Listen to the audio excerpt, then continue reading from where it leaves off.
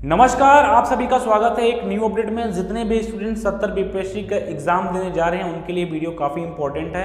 तो हम लोग इस वीडियो में डिस्कस करेंगे कि पहले तो मैं उन स्टूडेंट के बारे में डिस्कस करूंगा जिनका ओटीआर में कुछ गलत हो गया था। फिर उसके बाद से पोस्ट प्रेफरेंस, जो आपका पोस्ट प्रेफरेंस में बहुत से लोगों गलती हो गया उनके बारे में डिस्कस करेंगे, उनको आगे क्या करना चाहिए। और उसके बाद से मेरा लास्ट पॉइंट रहेगा कि आपको एडमिट कार्ड के साथ किस किस चीज़ को लेके जाना है, कौन सा डॉक्यूमेंट ले जाना है, किन बातों को ध्यान रखना है, हर एक चीज़ को हम लोग स्टेप बाय स्टेप डिस्कस करेंगे। तो पहला पॉइंट मेरा ये है कि अगर आप ओटीआर करते टाइम, यानी कि मेरे पास जब हम लोग स्टार्टिंग में फॉर्म आया हुआ था तो उस टाइम हमने आपको एक पॉइंट बताया था, बहुत से स्टूडेंट के नाम में गलत हो गया था, नाम में गलत हो गया था और उसके बाद से फादर्स नेम में भी गलत हो गया था। और उनका क्या है कि ओटीआर करेक्शन नहीं हो रहा था, ओटीआर में पर्सनल डिटेल करेक्शन नहीं हो रहा था, ये सभी को पता है। तो पर्सनल डिटेल करेक्शन नहीं हो रहा था तो इसके लिए मैंने एक छोटा सा आइडिया बताया था और उस आइडिया के थ्रू आप लोगों ने फॉर्म भरा और आप लोग का एडमिट कार्ड भी आया। तो मैं एक चीज़ बता देना चाहता हूं कि अगर आपका पर्सनल डिटेल यानी कि ओटीआर में, मैं यहां से एक चीज़ क्लियर करना चाहता हूं कि अगर आपके ओटीआर में आपका नाम, मदर्स नेम और फादर्स नेम, फादर्स नेम और एक आपका डेट ऑफ बर्थ, इन 3-4 पॉइंट पर बात कर लेते हैं हम लोग।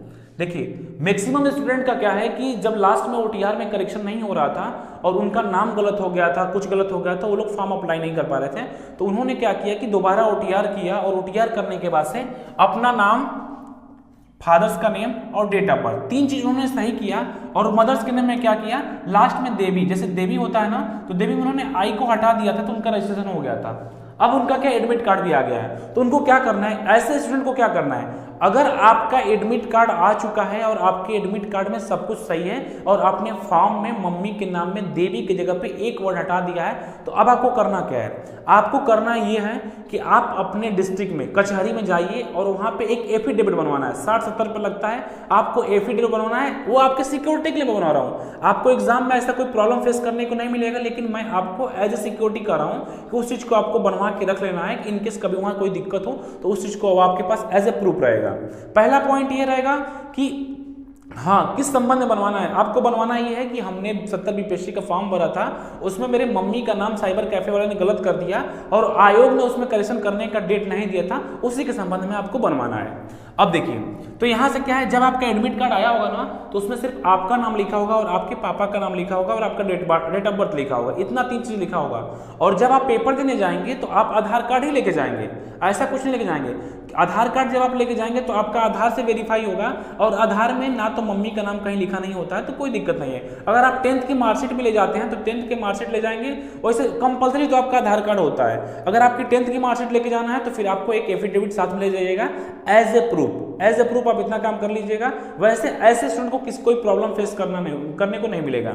अब एक बात ये बता देते हैं, जैसे कुछ स्टूडेंट ऐसे होंगे, ये तो मैंने बता दिया पहला कंडीशन, कुछ स्टूडेंट ऐसे होंगे जिनका एडमिट कार्ड भी आ चुका है और उनका नाम, फादर्स नेम, मदर्स नेम में कुछ गलती है। अगर आपके फॉर्म में इस तरीके का है और आपका एडमिट कार्ड भी आ गया है तो आप भी एक एफिडेविट बनवा लीजिए। अगर वहां पे किसी प्रकार की प्रॉब्लम फेस होगी तो आप उस चीज को वहां पे दिखा देंगे और ये चीज बता दिया जाएगा कि आप जो जब भी बीपीएससी फॉर्म भरवाई थी उसके बाद से पर्सनल डिटेल में करेक्शन नहीं कराया था, तो आपको वहां पे भी प्रॉब्लम फेस करने को नहीं मिलेगा। तो मैं उम्मीद करता हूं कि ऐसे स्टूडेंट जितने भी होंगे वो इस बात को ध्यान देंगे कि अगर आपको एक पेपर देने जा रहे हैं और आपके मम्मी के नाम में देवी में कुछ मिस्टेक हो गया है तो आपको एज ए एफिडेविट बनवाना है, वो आप अपने पास एज ए सिक्योरिटी रख लेंगे, आपको वहां पे कोई दिक्कत नहीं होगा। लेकिन ऐसे स्टूडेंट जिनका नाम, father's name, date of birth में कुछ भी गलती हो गया होगा, वो भी आप एक एफिडेविट बनवा के साथ में लेके जाइएगा। अगर वहां पे आपको कोई अधिकारी परेशान करेगा तो उस चीज को आप एक एफिडेविट दिखा देंगे कि सर हमने फॉर्म भरा था बट इसके गलती हमसे हुआ था, चाहे साइबर कैफे की वजह से हुआ था, लेकिन उसके बाद आयोग ने ओटीआर में पर्सनल डिटेल करेक्शन करने के लिए चांस नहीं दिया था। तो ये अपना पॉइंट ऑफ व्यू आप वहां रखेंगे तो आपको एग्जाम से बाहर नहीं निकाला जाएगा। तो मैं उम्मीद करता हूं कि आपको इतना चीज तो समझ में आ ही गया होगा। अब अगला पॉइंट है, अगला पॉइंट पे हम लोग देखते हैं। अगला पॉइंट देखिए, अगले पॉइंट पे हम लोग बात कर लेते हैं कि कुछ स्टूडेंट मेरे पास मैसेज भी किए थे, कॉल भी किए थे कि सर मेरा फॉर्म कंप्लीट हो गया है और मेरा एडमिट कार्ड भी आ गया है। एडमिट कार्ड में क्या कंडीशन हुआ है, फोटो तो आपका सही है बट साइन क्या है किसी और का लग गया है। फोटो आपका सही है, फोटो आप ही का है, लेकिन साइन किसी और का हो गया है, तो इस कंडीशन में भी क्या करना है, इस कंडीशन में आपको एफिडेविट बनवाना है। मैटर सेम रहेगा कि हमने फॉर्म भरा, उसके बाद से आयोग ने करेक्शन देने का मुझे चांस नहीं दिया, साइबर कैफे वाले गलती हो गई, चाहे हमसे गलती हो गई, आयोग ने फोटो का, देखिए सभी को पता है कि जब करेक्शन आया हुआ था तो ओनली फोटो करेक्शन हो रहा था, साइन में करेक्शन नहीं हो रहा था। तो बहुत से स्टूडेंट के साइन का प्रॉब्लम होगा, तो अगर आपके साइन में प्रॉब्लम होगा यानी सिग्नेचर में प्रॉब्लम होगा तो आपको भी वही काम करना है, एफिडेविट वाला प्रॉब्लम करना है, क्योंकि कोई डिक्लेरेशन आयोग निकाला नहीं है, तो आप एक एफिडेविट अपने साथ लेके जाएंगे, कोई समस्या होगी तो उस चीज को फेस करेंगे, तो वहां पे दिखाएंगे, तो आपकी बातों को माना जाएगा। ठीक है ना, इस चीज को कर लीजिएगा। कुछ स्टूडेंट ऐसे होंगे जिनका फोटो गलत होगा, साइन सही होगा, तो भैया आपका थोड़ा सा क्रिटिकल कंडीशन है, एक बार आप भी उस चीज को वेरीफाई कर लीजिएगा, और अपने साथ आपके पास लास्ट ऑप्शन है, आप एफिडेविट ही लेके जाइएगा। अगर आपका एडमिट कार्ड आ गया होगा तो एफिडेविट ले जाके आप वहां पे उस चीज को एज ए प्रूव कर सकते हैं। अब हम लोग आते हैं पोस्ट वाले ऑप्शन पे। पोस्ट प्रेफरेंस में बहुत से डाउट है स्टूडेंट का। पोस्ट प्रेफरेंस का क्या कंडीशन है कि देखिए, जो स्टूडेंट सीसी और सीडीपीओ के पोस्ट पे फॉर्म अप्लाई किए हैं, जो स्टूडेंट सीसी और सीडीपीओ के पोस्ट पे फॉर्म अप्लाई किए हैं और एलिजिबल ओनली सीसी के लिए हैं, तो वो आप तो एग्जाम दीजिएगा, आप एग्जाम दीजिएगा, और सीडीपीओ का आप आगे छोड़ देंगे, कोई दिक्कत नहीं होगा। आप जिस चीज के एलिजिबल रहिएगा, पहले तो इसका दोनों का प्री जो होगा सेम होगा, तो आप एलिजिबल जिस चीज के लिए रहिएगा उसका मतलब उसकी प्रिपरेशन ही आप कर रहे होंगे। तो इन दोनों पोस्ट में, ये दोनों पोस्ट जो सीसी है और सीडीपीओ है, इन दोनों पोस्ट में जिसके लिए आप एलिजिबल रहेंगे उसका आप एग्जाम दीजिएगा, जिसके लिए एलिजिबल नहीं रहेंगे उसको आप छोड़ दीजिएगा। एक अलग कंडीशन है। कंडीशन क्या है, कुछ स्टूडेंट ऐसे हैं कि जो सीडीपीओ के लिए पोस्ट फॉर्म तो अप्लाई किए हैं बट एलिजिबल नहीं है। अप्लाई तो सीडीपीओ की पोस्ट पे कर दिए हैं गलती से, लेकिन एलिजिबल नहीं है और आयोग ने इस पे कोई डिसीजन नहीं लिया है, तो भाई मैं आपसे यही कहूंगा कि आप अपना एग्जाम दीजिएगा। आपको क्या करना है, एग्जाम देना है। अगर आपकी तैयारी ठीक ठाक होगी तो एग्जाम दीजिएगा।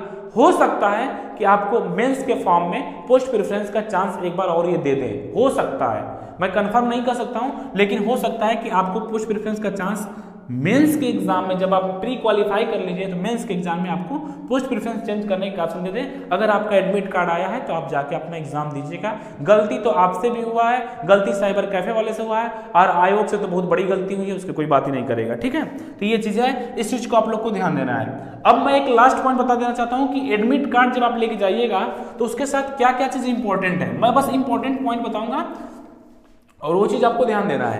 पहला चीज एडमिट कार्ड, अगर आपका सब कुछ तो सही होगा तभी एडमिट कार्ड आया होगा, चाहे कुछ गलत होगा तो मैंने टर्म एंड कंडीशन बता दिया है। अगर आप एग्जाम देने जा रहे हैं तो आपको क्या क्या चीज ले जाना है साथ में, एडमिट कार्ड का 2 फोटोकॉपी, 2 फोटोकॉपी क्यों, शायद एक आपका वहां पे जमा हो जाएगा। देखिए 2 फोटोकॉपी में क्या होगा आपका, फर्स्ट एक आपका कलर रहेगा, एक आपका ब्लैक एंड व्हाइट रहेगा, ब्लैक एंड व्हाइट।